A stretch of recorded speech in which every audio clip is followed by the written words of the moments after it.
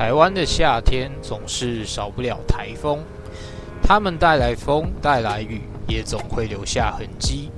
对我们来说，可能是突然停班停课，也可能是生活的节奏被打乱了，甚至是家园受损，交通中断。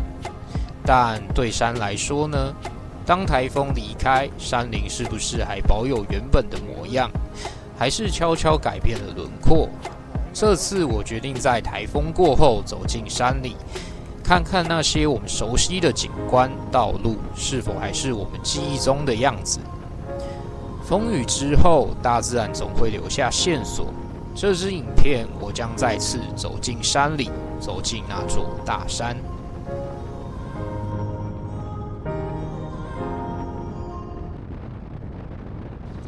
距离上次前往云林石壁草岭一带已经过了有1个多月了。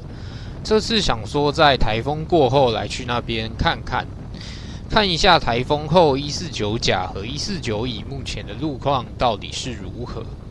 虽然不清楚目前的路况能够走到哪里，但因为真的太久没有骑车出门了，真的很想出门稍微走走绕绕，因此呢，还是索性选择出发了。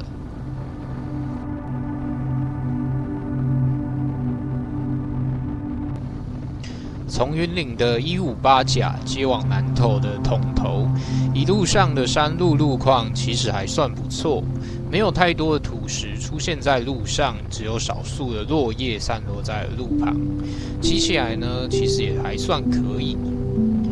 不过，正当我继续的舒适骑行在这条路上，一个转弯后，却发现前方的白车突然闪了一下。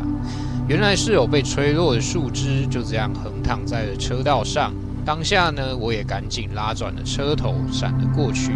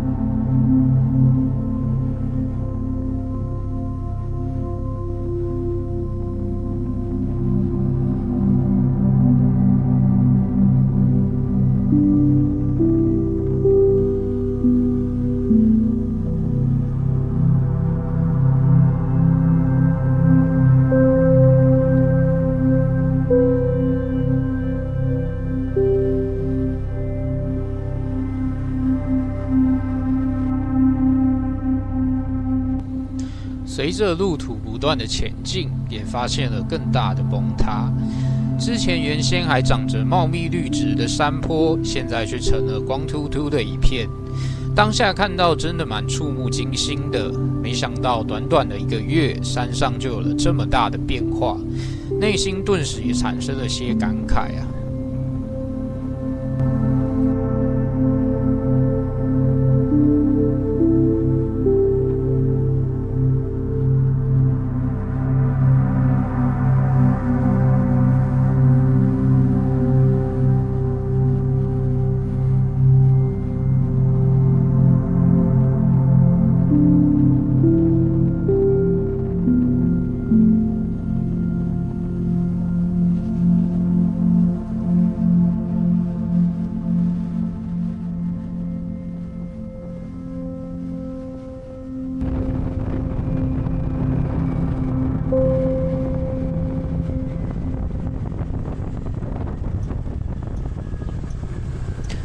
离开了崩塌过后的山坡后，也来到158甲的终点统头。那在继续向上骑行之前，打算先来去全家买个饮料，之后呢再接续剩下的路程。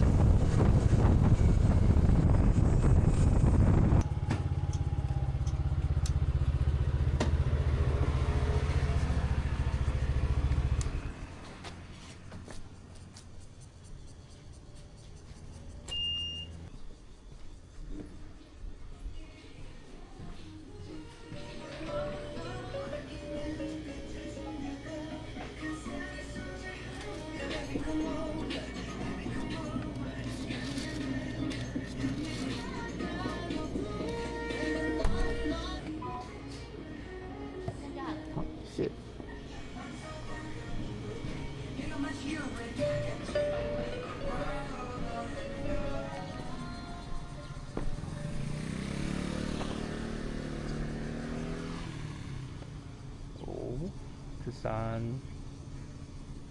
不到。好不行啊！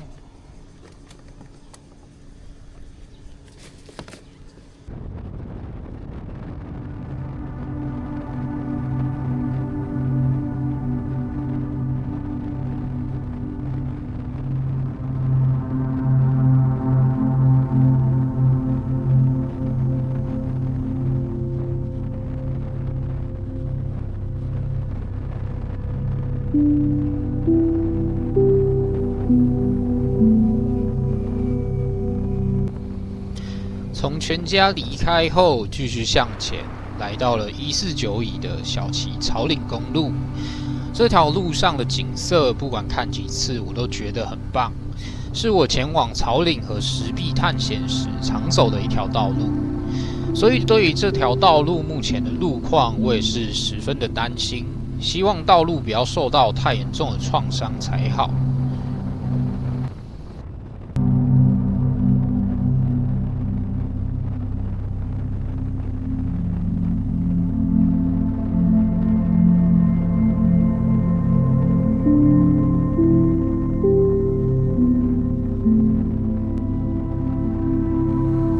向上骑了没多久，就可以发现到路上开始有些土和落石，以及一些倒塌的树枝。虽然早有预感，但真正看到的时候呢，还是会有点担心。因为我过去从来没有在这么低海拔的地方就遇到落石，所以一方面是担心骑车安全的问题，另一方面呢，则是担心这条道路后面的路况到底是如何。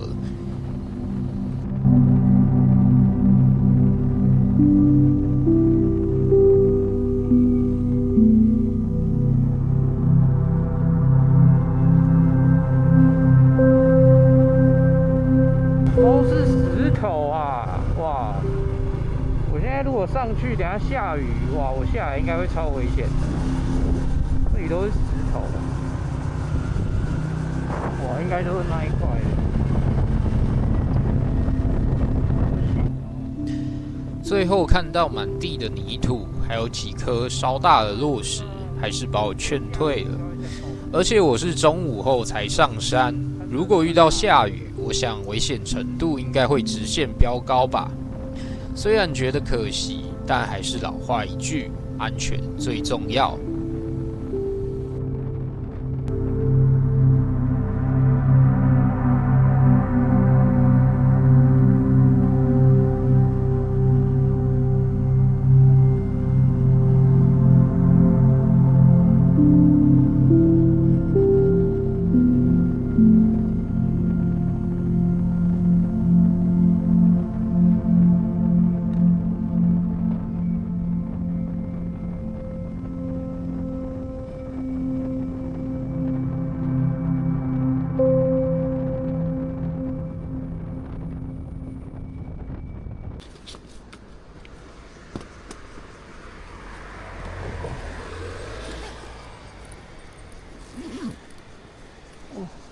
今天天气都阴阴的我刚才没有继续往上跑，主要是因为地上看到那些落石，我真的看着会有点怕怕的因为都不知道山上什么时候会下，而且现在上面哇都有点阴阴。本来是想说看一下，主要也是出来看一下那个149甲的路况到底怎么样。但现在好像哇，台风过后，现在好像还是不太行。如果是摩托车的话，真的会比较危险。开车的话应该就还行吗？因为车子还是比较稳一点的。摩托车，你如果转弯就遇到那个石头哇，你真的是没办法闪，完全没办法。对啊，所以感觉摩托车骑起来就真的很危险。会比较危险啦。如果又遇到下雨的话，最近天气又很多这种午后雷阵雨，哇，那你真的是如果要去山上，真的就是一早就差不多要出门了。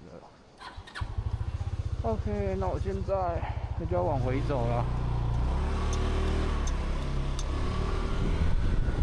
对啊，只是这种季节去看瀑布就还不错，几率会比较高。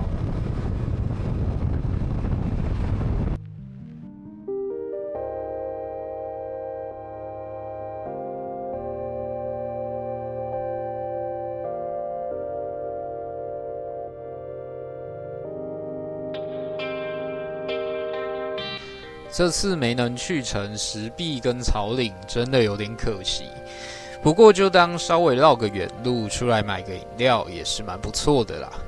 其实离开之后也有一些感慨，想想1个月前还是生机蓬勃的景象，但一个台风过后就变得不一样了。而这次也让我觉得，想要旅行真的要赶紧出发。不然真的只会徒留遗憾，想去可能都去不成了。